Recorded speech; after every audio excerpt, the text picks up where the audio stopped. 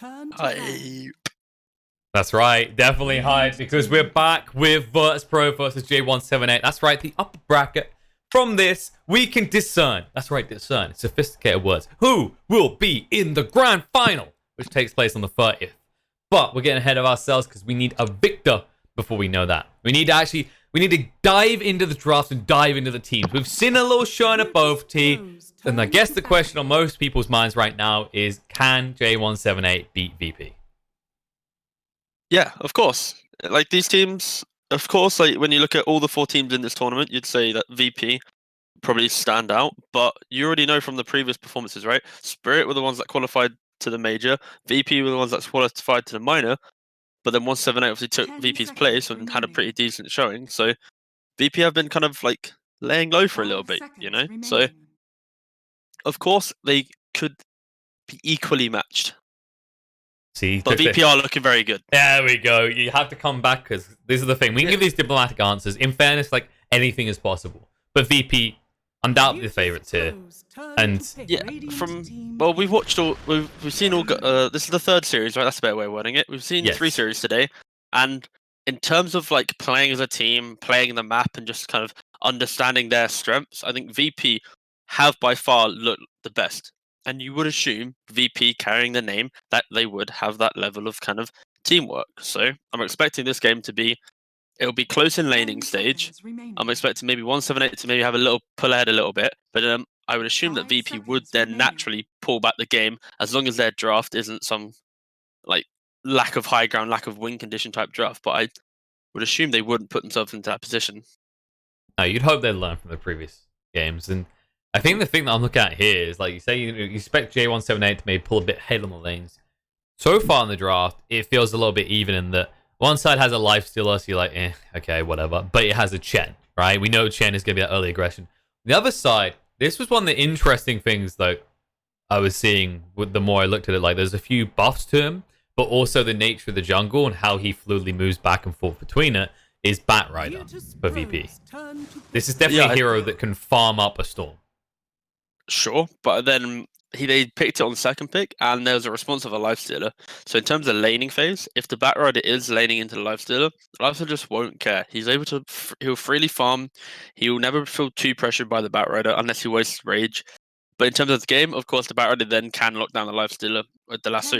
So, and especially now that oh no, it doesn't do. Okay, don't worry. I hasn't said about damage and magic immunity, but it's only for Lassie, so it doesn't do other spells. Yeah, it's not the biggest deal. And in fairness, they did just counter the Batrider by picking up that disruptor. Yeah, so I think in terms of draft right now, I think 178 are in a good spot. Like some teams against VP, they would already be in a questionable spot in the draft right now. But right now, we're in the clear. We gotta even. We're halfway through the night. Okay, this is when the zombies start to get a little bit stronger. We got see how these drafts round out, but it's fair to say they haven't been bamboozled by VP at this stage in the draft. They're holding their own, right? This is like, this boxing match is not going to end in the first round. It might even be a 5 Batrider, like a 4 IO 5 Batrider. That's what I was thinking. I think I've seen Save play Batrider before. He does also like Tiny though. But the solo plays the IO as well, right? Yes. It could easily be a 4, like a. You know what? There's so much room for these 3 heroes to be everywhere, actually. I also think Batrider 5 feels even better because you know there's more justification to stack, right? I saw a Tiny carry in a high level pub. Yesterday. What's wrong with that? I was so worried. Perma tree. What's the problem? No. See, look, now he doesn't even have to move away from his creeps. His nature's prophet can give him a tree. Okay, I think draft wise right now, VP J178 they have the much easier looking on the eyes draft. You know, it does its work. VP, where's its team fight? Where's its stuns? Where's its like frontline? We're back for game 1 of 178 Team Spirit. It's time for split push. Pretty much. That's what I'm thinking right now. They're going to need to last pick some insane carry, I think. Morphling, maybe? Yeah, Morphling can work against the Lifestealer, but then you have like an IO Tiny, which it could be some like dual mid meta where you have IO Tiny mid with a Nature's 5 Batrider off lane, but then you have no stuns. This is just wild at this point. I'm not gonna lie, I'm a bit confused where they're gonna go to kind of answer, because all J178 have to do is pick any generic mid laner that can just go even, and then they have like a decent game on their hands. It's true. It feels like the way Virtus.pro needs to play is they need some super glue on the gank side of things, right? Like you see these supports enabling that, like Io can reload you in, Tiny can gank, but you think of the Prophet and Batrider, these two are going to split the map most of the time. Yes, Batrider can gank, but we've seen the optimal. I don't know if optimal is the right word. It feels like it is, in that you should build these boosted travels after drums, or maybe just straight bots, and farm, and drag attention back and forth across the map, especially against these type of heroes.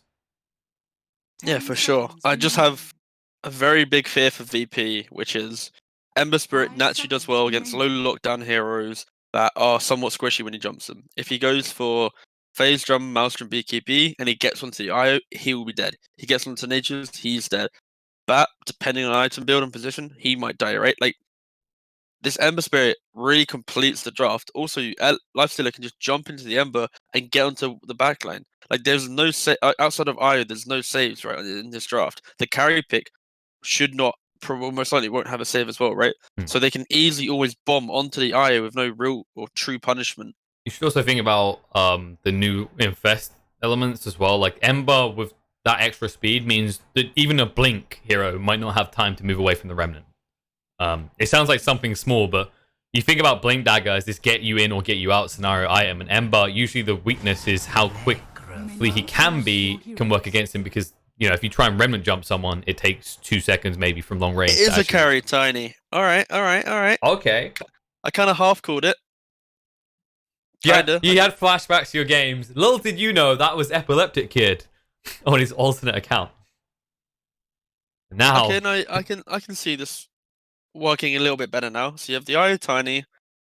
The issue, the Batrider doesn't really have a place in the game where he can't kill Lifestealer, he can't kill Legion, he can't for sure gank the Ember. So he's just gonna have to like farm up the jungle and just exist in the game until it gets to those mid game fights. Yeah, that's the thing I was getting. Like, at this stage of the draft, even before the Ember, you knew the Legion. Once that's there, you're like, okay, this is definitely not a bad game. Like, lifesteal is already a problem, but now they have a dispel as well. This felt like maybe the only move. So we'll see. I think this draft from like VP, if you want to look at it in terms of a drafting perspective, it's this Batrider pick. You kind of put it towards potentially, it looks like a core pick. You know, they picked an IO, they're gonna want to pick their carry, and then they've picked this Nature's. Solo normally plays the Nature's. Like, they've put J178 into a position where it's like, okay, so if we pick 3 cores that can deal with Batrider in terms of laning phase, we're going to be in a good stead, because Batrider, you normally pick it to crush a lane and give you tempo. So potentially J178 has put themselves in a position where all their heroes are good with Batrider, but none of them are actually that good against the Necro, for example, right? Yeah. So there is room where if this Tiny carry is actually good, this Necro doesn't have too many counters to him. Maybe if the Ember goes for a Vessel build, there's a counter. But if there's no Vessel buy on the Ember, then I don't see this Necro dying that well. I think there's also kind of a conundrum of maybe the IO and the amount of heal he'll still give the max HP even through the Vessel that you'll place on no one. So the problem he has is he has multiple targets he needs to Spirit Vessel, right? Like, there's a lot of good Spirit Vessel targets, but there's an argument that maybe it's too many at that stage. Like, what is your... It's not like when there's a Timber Saw in a draft, you're like, if I just use on the Timber, like, the rest of them are squishy, whatever, no one else can frontline there. Whereas this lineup has a tiny... The thing is that whoever they're jumping should get the Vessel. Yes. That guy will die. So with that rule of thumb, if they're jumping the same target and ensuring that they die, then the Vessel is then fine. If they're taking long drawn-out engagements where they're not truly committing on someone, then potentially you can argue there's too many targets, yada yada yada. But in terms of a very clean cut, we jump this guy, which their draft is about, I think it's fine. True. Likely you've seen no one go towards something like a Guardian Greaves. Probably a Radiance if he gets a good start, but it feels like GG's or Lotus Orb is going to be imperative for the Necrophos to exist in this game. A little bit of harassment on the runes, by the way. What a change this makes. Oh, there's a deny, but excellent work. No, the tree. Send it to the. I actually want to try for some kills here. If they can get the block in. No, they're off the mark. Unfortunately, so. No, I think again, just the way that these bounties are positioned, it takes so many resources to contest. Like if you go into a tree line, you're so close. It's not as easy as like in the river or whatever. So you 90% of the time see I think a 2-for-2 split, maybe the occasional deny here and there, unless the mid laner comes and provides that discrepancy in what you bring. I'm just trying to get harassment out and Plantables in the meantime. They realize you can't go too early for a point of rage. If you want to have that feast to sustain yourself, plus that attack speed is a little bit too tasty to pass up. Yeah, this lane will be perfectly fine for the natures. I think if there's a level advantage with the Chen and the Lifestealer, then maybe natures could be a little scared, but realistically just TP's out and TP's back in, so no real concerns I think in that lane. And it's not really the type of lane that can get ones and then punish you. Like, you think about Chen and Lifestealer, they're not really going to use their mana to harass on the lane that much. So it's not even that bad for the Batrider to just keep spamming sticky napalms all lane long. That was costly. Meanwhile, mid lane, good start for no one. 7-1 to the 3-0 of the Ember. Yeah, this Necro versus melee heroes. He will 9 times out of 10 be able to crush said lane. And you kind of need to. Given we were talking about that Spirit Vessel and how he could build into something to counter you. And for the top lane, Tiny IO. You get to see it. Yeah. It's been a lifetime and a half. Yeah, I'm really interested to see how they actually make this work. Like, what's the build? Is he just going to go for like normal stat items? Does he have a specific neutral item that he likes playing with? So the other interesting thing is you have to keep in mind how slow you are. You just got a buff on Tiny's movement speed, but you're carrying that tree all the time. Oh, the courier in bot lane. Solo's great chase. Oh, can he get? He has 7 move speed on him. Oh no. Nope. Oh, he's coming back for. Oh no, they're baiting him. The other courier though. Chen knew he could bring it back to him because he had the headdress completed once the courier came to him. Hog champ. It's that price. The earlies are not in the range. I mean, and also Solo moving away from the wave a little bit too soon. Diora already has 2, and if Solo did have the Firefly, guaranteed killing the courier there. Damage. Yeah, he would have had that extra little bit of speed. A bit of oomph. That's the exact word I was looking for. He would have had the oomph. You know what? We're UK, we get it, right? I was like, nah, don't shy away from it. It's oomph. Oomph, it is oomph. Zoom. No. Only one new word. Oh wow, okay. The word of the game is oomph. A little bit oomph as they go towards worship on the outpost. Yep. Yeah, we can make this work. Yeah, we can work it in, don't worry. Alright, what is the lane of oomph for 178 in this game, do you think? Is it the Ember lane? Does it have to be the Ember? Whoa. Are you ruining the word oomph? What are you talking about? Who's got oomph this who's game got match, right? Like, who's got to like be the force, right? The oomph for their team. I get it. I think for 178 I think it's this Legion. This Lifesteal is just gonna always have a good game. So it's all about Legion. Like, he's playing up against this Tiny IO. What can he take from his lane and convert into something? Like, an early pipe is very good against this game. A lot of the initial damage from VP is burst damage. Tiny needs a lot of items to get physical damage. So I think, yeah, just Legion going for a good aura build, whilst his Lifesteal just gets really fat, and then the big group up is critical. Yeah, so you'd like to see the Ember rotate out to the Lifesteal lane as opposed to like trying to gank the mid. Yeah, I think the Ember can just connect into bot lane. Bot lane's 3 kills. Going top's a bit awkward because you'll make the initial jump, then there'll be a TP. Fury can TP as well. Like, I think bot lane's just like the safe lane to gank for sure for the Ember. Yeah, easiest out number because obviously that profit is the variable. Same time, if IO does get a quick 6, all of a sudden it's very hard to gank any lane if you're 178. Yeah, for sure. That's the classic of the Tiny IO. I haven't seen it for a long time, but it just provides such early game burst damage that you're just not used to having a toss Ava combo globally, right? No, it's true. I mean, I'm actually kind of excited to see it. Like, it was the roll of the eyes for a long time, but it's been so long now that it's actually thrilling. Happy Diorara will TP back to his tower, barely alive, and the open wounds come out onto Solo. Rezo moves for the runes in the meantime, and Solo has got the boots, just needs to keep on running. Close, but it looks like it'll be no cigar. Even with the Kobold with the movement speed, they can't quite finish off and get the kill. But Happy Diorara will at least get the other rune. Fails to deny his creep. There we go. That's better. I love that death animation. One final sip. And Pikachu is just trying to supplement his gold now. No one has kind of done a number on him here. 37-13 to 19-1. I'm impressed he's level 5 at this stage. Oh no, Bignum. Uh-oh. Bignum is in a little bit of trouble. Rezo is tanking a tower though, so he needs to be a little bit careful. He's all fine. He'll salve up just to make sure there's those slight fists available. But that crucial time and around the catapult, try and push in and take the tier 1 tower and open up the map. Yeah. However, Petishara, he's only level 4. The courier, no, the courier, he's gonna waddle out. It's fine. Just a the no pets courier will die this day. That's very spooky. That was exactly my thought when I saw a Legion level 4 rotate mid. I was like, yeah, that's scary. Yeah, VP have put a lot of pressure with these catapults. Nearly half killing top tower, doing a little bit of chip damage to mid. Like, it's what you want when you get your catapults for sure. Especially with the value of towers going greatly. Yeah, like if you can get rid of them before the 10 minutes, right? Exactly, yeah. Exactly that.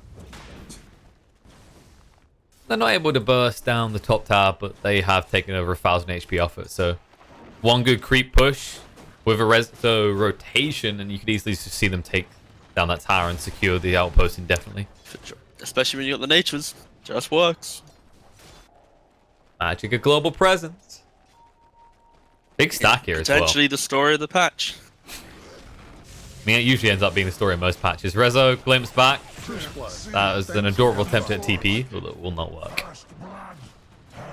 Good rotation. Get themselves the first blood. Of course, there was already a kill on the board, but that was from the deny on the tower by Batrider. Oh, an optic. Nice. Ooh.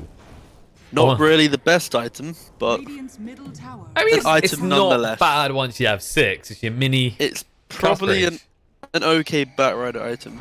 I don't see it working on anyone else. Petishara in trouble and dead. Nice rotation. And this is the rotation yep. And now you should potentially, maybe not now, but in the next time you come, you should be taking away this tower, ensuring you can secure this outpost for the 10-minute mark. And they've got a few heroes up here. They could try and make a push before the 10-minute mark, so they can maybe then contest bot as well. But you'd expect 178 to prioritize that bot lane, because the worst thing possible at the 10-minute mark is to surrender both those outposts. Yeah, well, you saw from all the games today, the outposts have been pretty evenly spread. Like, every time one team takes one, they're already forcing their entire team down to the other one. So there's a very clear need of at least sharing the outposts right now. Yet to see a team truly dominate all outposts. Dire structures are good reason as well. The snowball effect is a little bit much to deal with, especially at the 10-minute mark. Like, you're talking about the point where the cores are maybe getting towards level 10. Getting those talents much more quickly than your opponents is a huge boon in some cases. Especially when you think about some of them, like, for example, no one. Either way, right? More damage output that can execute kills, or just tanking up even further. And what's the other big level 10s we got here? XP, of course, is huge for Petishara on the Legion. Yeah, it's what's going to make Legion such a standout hero, I think, in this meta. He was very good before, but now the fact that he has an XP gain in an XP patch, like, it's very strong. The rest of his talents are pretty average, but until 25. But overall, that XP is very good. Not much XP in that kill. They find Solo, but they lost the tier 1 tower. They even rotated Palantimos here, and this is 30 seconds where someone needs to get bot, because you can already see the movement by Rezo. There's going to be outpost soon. And they just lost top lane. No way you can contest that one when it comes up. The pings are already being there, so you might just see VP with the IO. How's he looking? Not quite 6 yet. It doesn't look like he'll get it in time. So they won't be able to necessarily contest in full force both. And a different move here. They're actually letting 178 have the top one. The opposite of what Which we I really think- expected, but it makes more sense for VP, right? Because there's a tower down here. Exactly. I think it's perfectly fine because they've already done what they need to do in top lane. So sure, you're taking the tower, but it's like if we're already bottom, then there's no need to do some like unnatural contest top. So Ah, look at that. They got 1 extra XP and the tower. that It's a little is- bonus, you know? It's the little things in life, you know. I love the timings on that. Epileptic Kid already has the drums online as well, so expect him to get rapidly more active in the next few minutes. You can already see... Instant AC. Excellent. Yep. Who needs blinks, okay? Other people will get me in. I've got drums. I've given the mobilities to the team. Where's my IO? It isn't the worst because your build up is from the buckler, but it's the fact that you're now going to sit on Tread's drum for like maybe 7 to 8 minutes. It's maybe not that long, but I mean, you have a permanent farming mechanism now due to the change they made to the tree. So it's actually pretty effective, the more you think Sure. about it. Ignum, see you, buddy. Courier Courier first. first. And the toe. Oh, that's painful. Petishara being targeted out here. Glimpse to get them away, but the avalanche toss is there. You got rid of the IO. Hand God had to be used just to keep Petishara alive, though. They will respect the outpost and back up as a full rotation from J178. Epileptic Kid in the trees. Remnant through. Pikachu gone pretty deep here. He has Backfire another if he's not avatar careful. combo. Oh, there's Static Storm going down. Tiny's going to be controlled up. They're going to get him down to half HP. Can they finish him off, though? There's the reload out. No one is now here to assert dominance to force them away. As Solo gets the body blocks out, the duel's going to come in. And the Scythe there, not in time to get the win for his Batrider. So Legion gets the kill, but he gives his life in return. They find a follow-up on the Chen with the reload back. They're still hunting. They won't find more.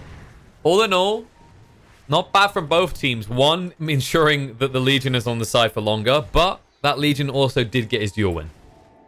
But even though they got a dual win, they rotated 5 heroes here, used the Chen TP, and VP defended the tower. That is the most critical thing for VP with this draft. They need to defend their towers, and they need to be able to make moves on their own choices, right? But if 178 start taking these outer towers, they get a little bit more map control. It's harder for VP to utilize how mobile their draft is. Fair point to be made. Yeah, you're able to get around with your eye on your Prophet, but there's always going to be someone left behind. It's not like this is a Batrider game where he's going to have quick boots of travel so he can join all the time. Definitely need those towers to be able to do so. Solo is going to be going towards the Blink next. Already 500 gold in. Not bad for the POS 5 Batrider. Need to see a curious snipe from Rezo. It's okay. His Tiny does the snipes much better than he does.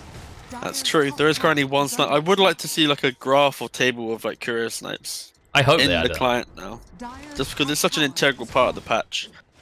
As we saw earlier from Team Spirit. Yeah, I need to see a graph which is like curious killed, gold lost because they're dead during that time, time wasted during that time because you haven't hit creeps. I mean, it's an interesting aspect because obviously the passive gold gain is now attached to your courier. So if it's dead, it's out. I especially see early targeting on supports to be a potentially huge part as the meta develops. You just need to find out what their favorite skin is, and then you know which one's theirs. Glimpse back. Don't get me TP. started on skins. Do you not like all the particle effects, making it hard to see DDs? No, I think that all couriers should be the same. Because now I know that this courier coming out with nothing on it is... Wait, who's going to secret? Okay, let's work out who this donkey courier is. Oh, it's level 11. Just look at the levels. There you go. I'll say you. Epileptic kids. Yeah, but like, what if they're all the same level? Also, what's this courier doing? Why is he going on a wild mission to here? Scouting. I don't know. This is a play. I mean, all we've really learned from this, other than it's Epileptic Kid's core and he doesn't have any skins, is that you are clearly, you're not T-governor, you're T-communist. All couriers are equal. Yeah. That's not capitalism. Alright, where is the sparkly golden $2,000 couriers at? Let me just give away where my support is because he's flexing his courier. You've got so many particle effects on your courier at that point, it's just a flashbang. Last two coming out, reload, trying to get in no one. He's going to stay alive, and the reload not too effective so far because the chase is still on Plantimos, trying to get no one, can't finish him off though. And Petishara was looking for the duel opportunity, but has to back away. Just as the runes come up, everyone's looking to fight. Pikachu even arrives with the Remnant in. Looking on no one again. They actually infest out, and Rezo is going to be chased onto. The Glimpse back on a no one into the Static Storm to ensure that he does indeed go down and doesn't get a scythe out. Solo will die as well to the duel, as that is the third actually win for Plantimos. Rezo does TP out successfully, but Albert, alright, kid. Tiny's a little bit late to this fight. He's now wondering why the hell he even came. And we're all wondering the same thing. Double kill. And that is the issue when you look at the two drafts. 178 is a very clean cut. When we start an engagement, we have our saves, we have our heals, we have damage sources across like every damage type. VP on the other hand, they don't have this frontliner. They don't have this other than like they have Necro, right? But like he was already jumped and out of the fight, so he had to go back. That left the rest of the fight. There's no one who really wants to go in. Natures wants to play from the back. Solo or Batrider, sorry, he's just gonna die if he goes in. And Tiny wasn't even there. So these types of fights are what going to give 178 a much greater advantage and actually let them get to their timing, which is much better than VP's. And Disrupt has proven so far a big integral part of this. The way he just causes these awkward fights for Necrophos every time. Anyone can catch out, right? We talk about that global presence, but if you get caught at the wrong end, the glimpses completely screw you up one way or the other, right? If you're coming in, goodbye. If you're trying to get out, hello. It's with a keen optic as well. If there's if the disruptor, what's the nighttime vision one again? It's oh, the gem one, right? You talking about the gem one, or you talking about the vampire? The vampire thing. Yeah, the fangs. If he gets the bonus nighttime vision, oh, they just got clumsy net though. Clumsy net. Let's go. Hey, you know, you gotta stop Solo from escape. I mean, all in all, not bad items. They did get the Essence Ring as well, which tanks up on the squishy, especially Disruptive with an extra 375 health would be nice.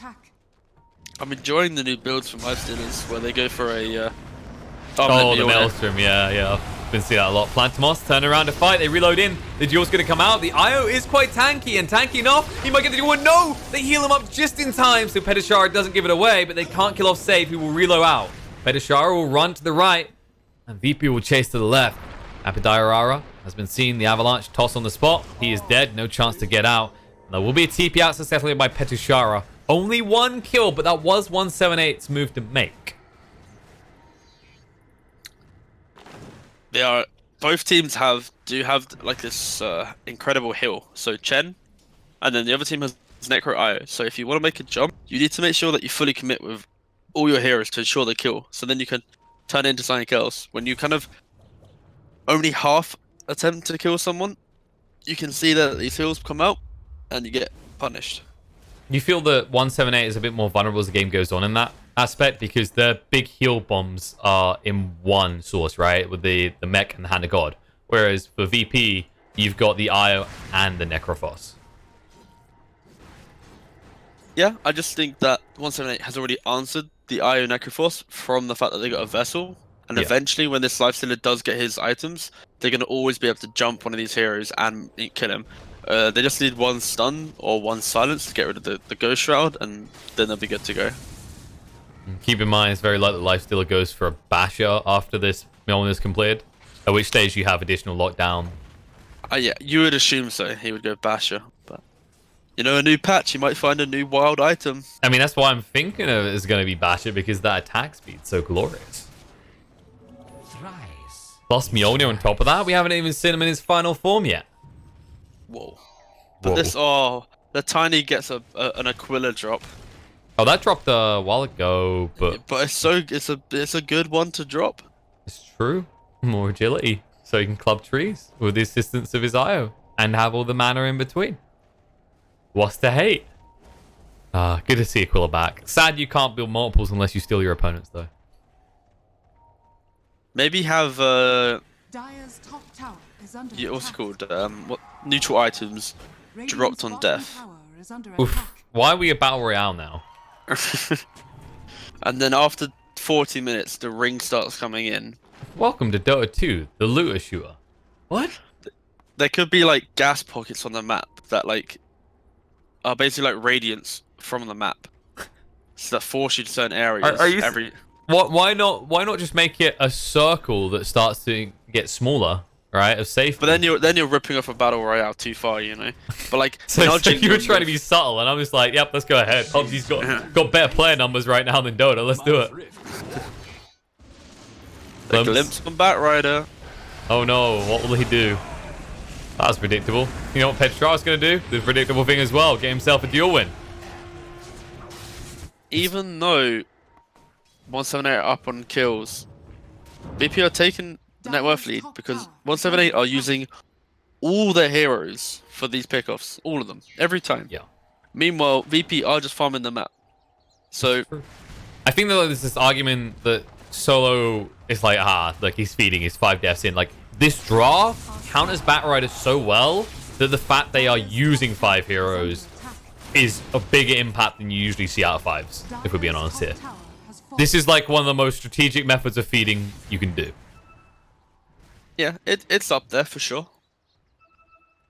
It's if this playstyle actually is good with the draft that you have. Like, you need to get key items, so dying a couple times, sure, it's fine. Then eventually you need to know when to stop doing that and when to turn that into actually forward movements with your team.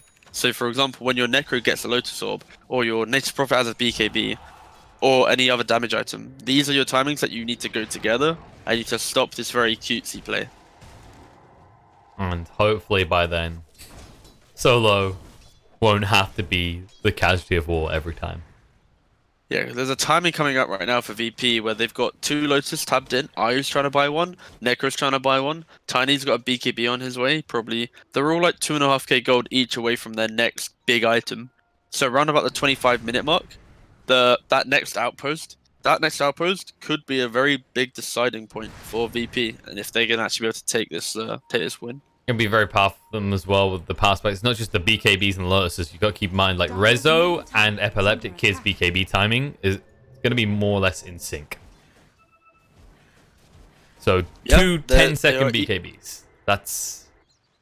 Against... But then they need to actually get a jump, because their team doesn't have jump right now. They've got a Batrider with a Vlad with no blink. They've got the Tiny with an AC, no blink. A Necro who's just a tanky boy.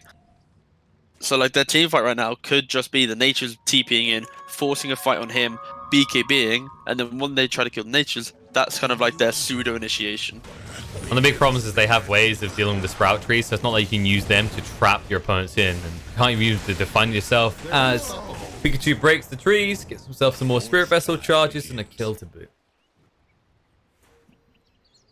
So that BKB will be slowed down a bit. Epileptic Kid continues to farm in the meantime, just needs the recipe now. How's that Lotus all coming along? Actually, pretty close. That one should have it in good timing. And then they should at least have one BKB, one Lotus at 25. Yeah.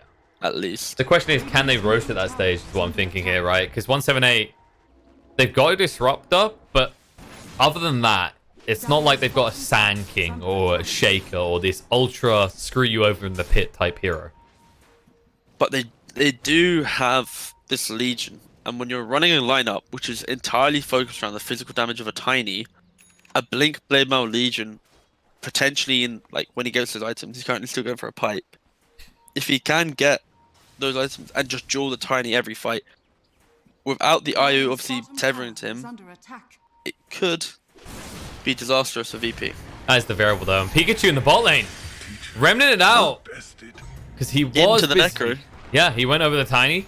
They knew what was happening, and they were just waiting on the Remnant the whole time. It's like checking their watch. He's running a few seconds late. Oh, here he comes. And that is a long nap time for Emperor, by the way. Always the fun part of this hero, adding respawn time onto you. Or should it probably be called respawn time? The only saving grace of this play is it was so far in bottom, they can only maybe take a mid-tier 2 from this. Maybe. And maybe a little bit of chip damage in the bot lane. If you're lucky. It looks like the tree boys are dying. Radiant's middle tower is under attack. Solo. Okay, just because you have a number advantage, let's not get too feisty here. Storm's already gone down. Necrophos, they want to duel him up. They'll be able to do so. The Lotus to try and stop any follow-up spells as well. Can they actually heal him long enough? Yes, he'll stay alive. Hand of God, trying to heal him up and return. Petishara will be able to walk away. Buyback comes out from Ember to try and fight here. Plantimos is stuck on the cliff. We had Infest down, turn around, and kill off Solo as well. It's a 2-for-2 trade. Mid lane and support for 2 supports. Sounds like a good trade if you're 178. Yeah, it was a buyback, pretty though. darn good. That's the big painful part, is that your Ember had to buy back into that. It is true, but like he just all the Ember needs to do is get BKB, and then he shouldn't be dying in any of these engagements. So sure, it's a buyback, but I think it's not going to suddenly ruin his entire game. Maybe if he dies right now, it might, but there's no way he dies here either. No, he'll get out. And even if he got stuck in a fight, look at Plantimos, his items, and how close it, like, this is a very hefty hitting lifestealer right now. He's built the Daedalus. Let's see how quickly he can delete someone. 1, 2, 3. Where's the crits? There it is. Buy save. Epileptic Kid uses BKB for this, and all he gets to do is run away, and he no longer has his ball. Can we use this downtime to look at the neutral items on both teams? So 178, they've got, looking at tier 2, tier 3 now, the Grove Bow isn't that good at all this game really. Essence Ring, it's whatever, Clumsy Net, no. Third Eye, very strong item for supports. Is a really good item. For Dire, Enchanted Quiver, potentially get good for the Nature's Prophet. Fairy Fire, maybe a Necker item, but other than that, they haven't really got any like big neutral items on both teams, I'd say. Yeah, I'm trying to think what the best one would be from here. You're probably looking at, I mean, Spider Legs would be amazing for the Tiny, actually.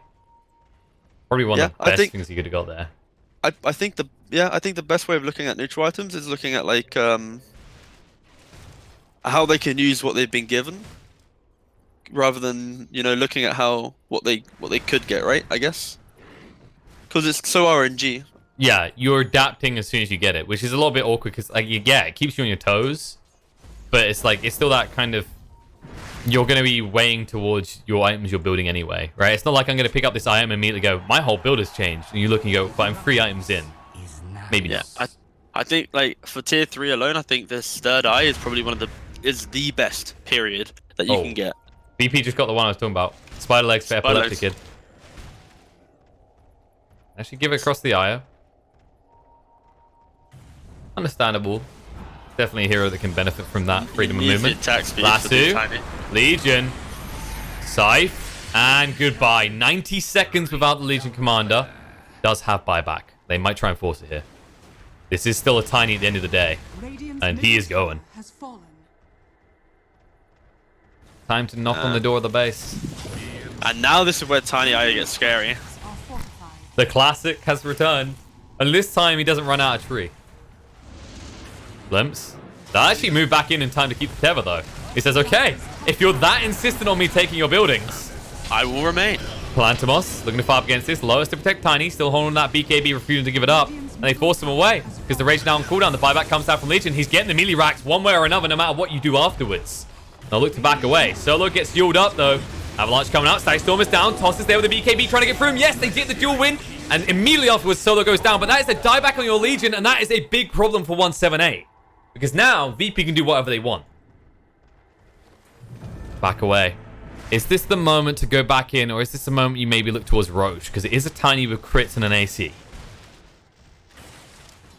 Options are there, and they say, how about more melee racks? They just stay. They can just do whatever they want, I think, right now. Even if they died right now, it's so deep in the base that I don't think they're going to lose too much. Like, people will survive from this engagement, especially when they buy back on Legion. It's the risk-reward factor. VP know they can get a lot with little risk. Pikachu goes in. He's almost dead already. Has to get out with the remnants. In fact, panic spam. He throws them all out just to escape. And moving in by Plantimos, but low on HP. Lasso dragging out the Ember. He's in trouble. He's dead. Gone and done and dusted. He can't get back in this because he bought back last time they fought. VP could just try and demolish the entire base right now. Like, there's a tier 2 standing top, but do you think tier 4s? It is a Tiny IO. And yeah, they ping it. They're going. They know they can end the game. Even with the Legion up, what do you actually do? Other than lose this game. This is a beautiful timing from VP. And this is exactly what we said at the start of the game. It's about how out of these two teams, VP is the one that, if they have a timing, they are the better overall polished team. So they will understand their draft and know the exact timing that they can kind of force. So, and they can identify the mistake. Like, think last series. If we're being honest, 178 versus Team Spirit, if Legion died like that, you know, Team Spirit in that scenario take a lane, maybe 2. They don't end the game. But Virtus.pro are just so quick at just dissecting the fact, actually, that's just enough time. The get Legion me won't out, be up. I think is the phrase. If you're J178, just get me out. No, a VP, they're like, oh, yeah, we're done. Lads. You know, the day's getting long. It's getting late here. We just want to go, you know, eat. They have had a big break in between. They have, but, you know, maybe one of them likes naps. Maybe Epileptic Kid is a napper every few hours. I just can't believe that trees is a permanent thing now. Like, how is that a thing? You can't believe that Io Tiny is back and stronger than ever, but yet here we are. Like, he can literally just relentlessly smack. Yeah. You realize what this is free ags, right? Like, before it was like, they took the ags away, but, you know, they balanced it. Now it's just back for free. Now, I know everyone else has more gold these days, but that's 4.2k saved on a Tiny now. Yeah, this is kind of spooky, but I think it's only enabled from the IO. Without the IO, it's a non-factor. But that's how it used to be all the time, right? And it was very imber at that time. Exactly, and I think there's it's for sure it is back. All it needs to work is a supporting cast of 3 heroes that do something to assist it, right? So in this game, you got a really tanky Necro that can frontline. You got a Batrider that can always lock down this lifestealer or just force out the draft. I think the Batrider in terms of this game was a drafting choice to enable the IO Tiny. They picked Ember, they picked Legion, they picked Lifestealer, all of these heroes to deal with this Batrider type hero, right? And then in the end, it doesn't matter. They last pick a Necro that countered these 3 cores, and on top of that, they have this Tiny, which gives them a very clear way of ending the game. So now it's like, how do we kill this Necro? Meanwhile, we can't stop a Tiny farming because this Necro isn't going to have a really good game. Batrider is creating so much space, and we have push potential from this nature. Yeah, overall, really solid draft from VP. Really well executed. Definitely. VP taking game 1, 178. Maybe in game 2, looking for... Does it feel like it was just too much death balling early on by them? They need to identify that VP are good at splitting the map, right? And counter that. Yeah, I think they over-rotated too many times for certain kills. If they played a slow game, farmed up the BKB on Ember, like the Ember died, bought back, and then didn't have BKB. If they didn't get to a stage where they needed to buy back on Ember for certain fights, if they had the BKB already, were able to jump the backlines, then sure, maybe. Like they have to take fights on the other side of the map, away from their racks, where lanes are pushed out. Because if they ever take a fight on their side of the map, the IO Tiny is going to just instantly kill the base. Alright, lessons learned. We previously knew in game 1, guys. Tiny IO, very, very strong. Ban, very, very good. Game 178 will probably take that lesson to the next game, but they're going to have to do a lot more than that if they want to beat the favorites Virtus.pro in this best of 3. VP 1 game up. Short break, then back for game 2.